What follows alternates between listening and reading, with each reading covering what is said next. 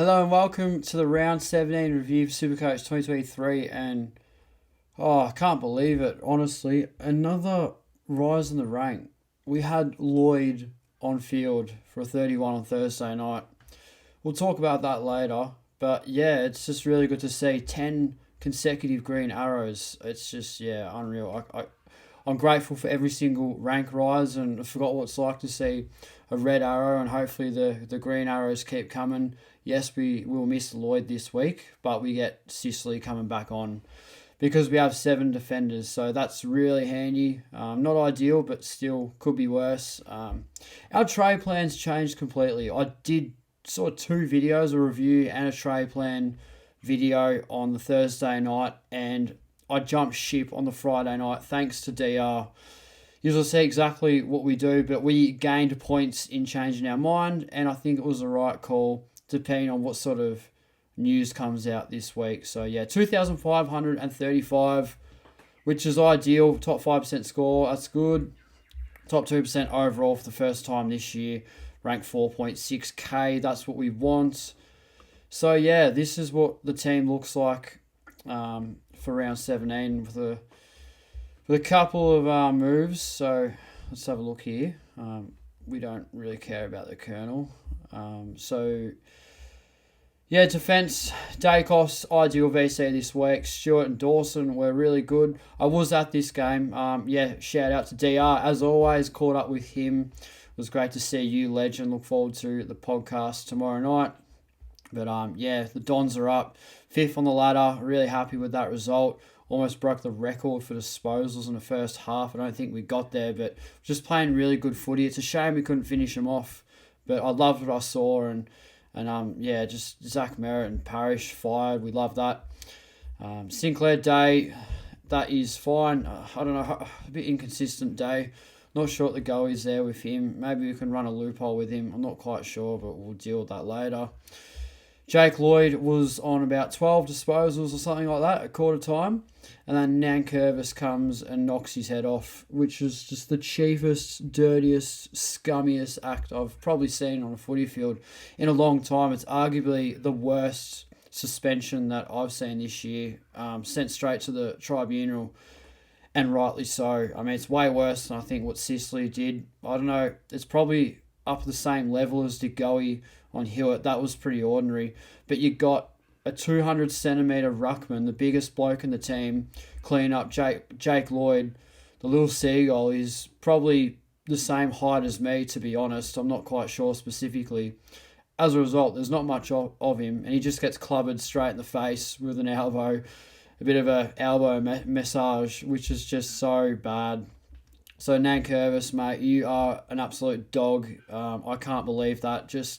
You've ruined my Supercoach team. I can't believe we have scored 2,530 or whatever, a top 4% score. I think it was 5% score with Lloyd on field. So that is just perfect.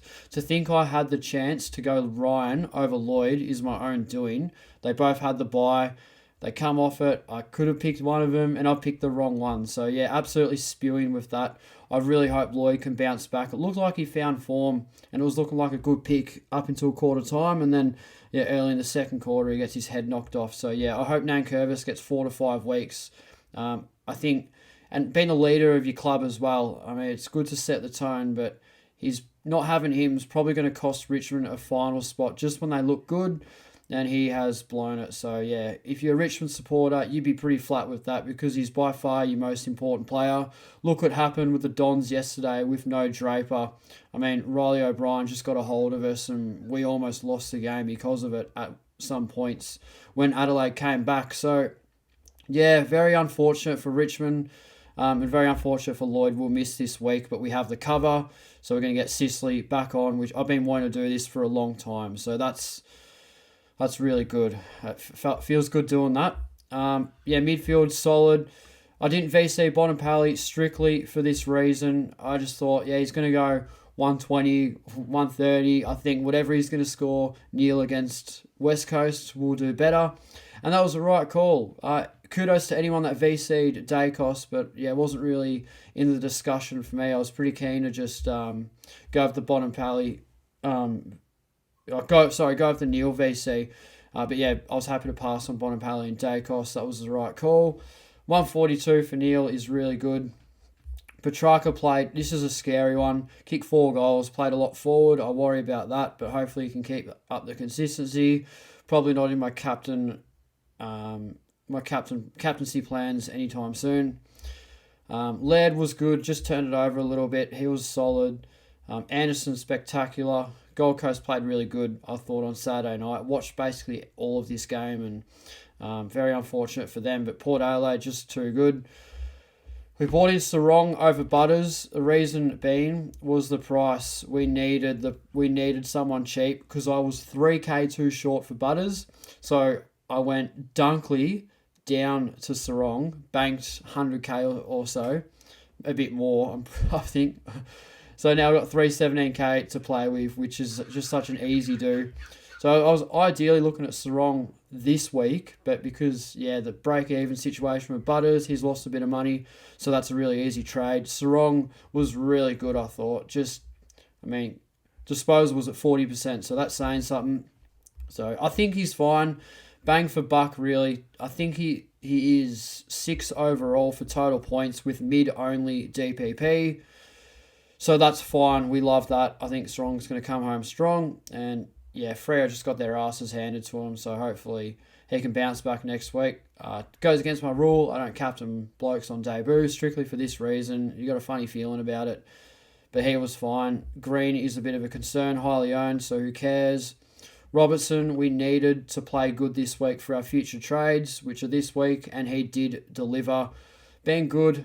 He's a hard own, just such a slow burn. Plays the most outside, frustrating role. Misses shots on goal. You hate it, so I can't wait to trade him out. Briggs was on 79 at half time and spent basically a quarter on the bench getting a rub. I don't know what he's doing there. Come on and dominate the last 10 minutes. It's fine. It's whatever. I still think he's going to be a good selection, but we are losing 20 points a week rather than English, and Rowan was solid. We love that. Gordon, unreal. Cheeky VC there. Kudos to whoever did that. I know Eno did, so shout out to you, brother. That's a great move. Taranto, Rosie, Cogs, solid. Sheasel, we have a problem. That's not ideal. But, it's a defensive pick. He's going to bleed a bit there at F6, but highly owned, and I think I won't be the only person that's forced with him for the rest of the season. So our trades for this week. Oh, this was a nervous watch.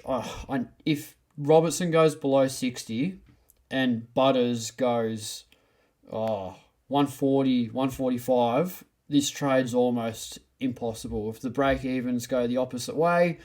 But luckily, we bank a bit of K doing this. 28K in the bank, 0 trades left. Team completed. Oh, how good is it?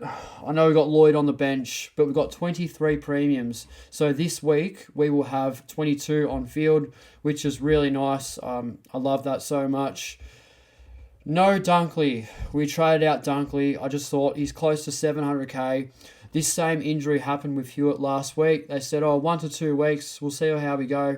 And he was out for the rest of the season. It's a internal bleeding in the calf. It's a serious injury, and I don't think Brisbane are in a situation where they need to take risks on him. And I think if they need to hold him for 3 weeks to a month on the sideline so he's good for finals, I believe they will do so. I worry about that. Look what happened to Oliver. 1 turn to 2, turn to 3, turn to 4, and now he's out for another 4 weeks. It's been a train wreck. And shout out to one of my mates, Tyson, on the V-line, who held Oliver all this time and got burnt, just like JD did. Just super frustrating. That V-line on the way to the game was crazy, like sardine in a can type situation. 3 carriages, and by the time, we're in Bendigo, so Bendigo we departed, and it was shocker. Like, there was not a seat available, and it was the first station. By the time it got to Gisborne, you got people just on top of each other type. It is just unreal. So, V-line, get your shit together. Prime time game on a Sunday. More carriages, please. Would be great. But, we had a good chat about SuperCoach. And, he said that the team would be ideal with Butters in it. As that last trade, 0 trades left, but 23 premiums. So, full team at the moment. without Lloyd. We can run a loophole between Day and Lloyd, I think, come the back end of the season, fully fit. So that's a really nice advantage to have in the competition. I reckon there'll be the odd team that have Lloyd and Dunkley. That is another reason I trade Dunkley, because this week, if you got two non-playing premiums, it's just too much ground to cover, and I wasn't willing to take that risk. Hence why I took sort of a left field approach and did the same thing DR did, because he's a Lloyd owner as well. No Lloyd, no Dunkley, it's going to cost you. So I think we made the right decision. Sheasel sucks a bit. There's nothing I can do about it. Just stuck with him. I don't know, but you can't really count him as a premium, but yeah, he's put some good numbers up. You just have to hope that he comes good and plays a friendly role from time to time.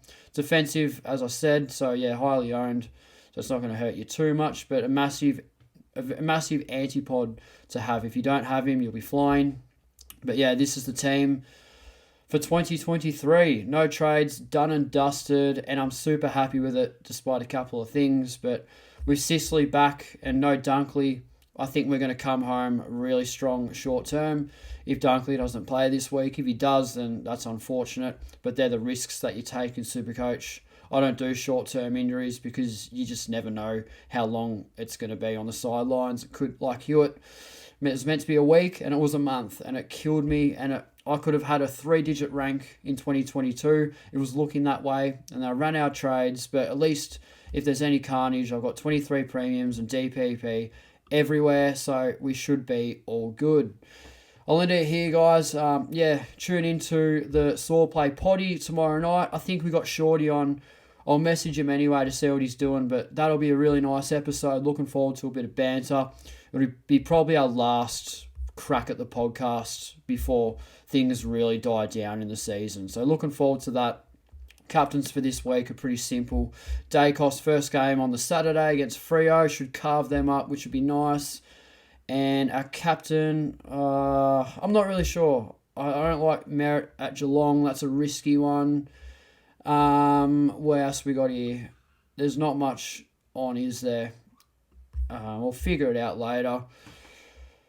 I honestly don't know. Laird's got GWS. That could be good, even though he scored 50 against them last time.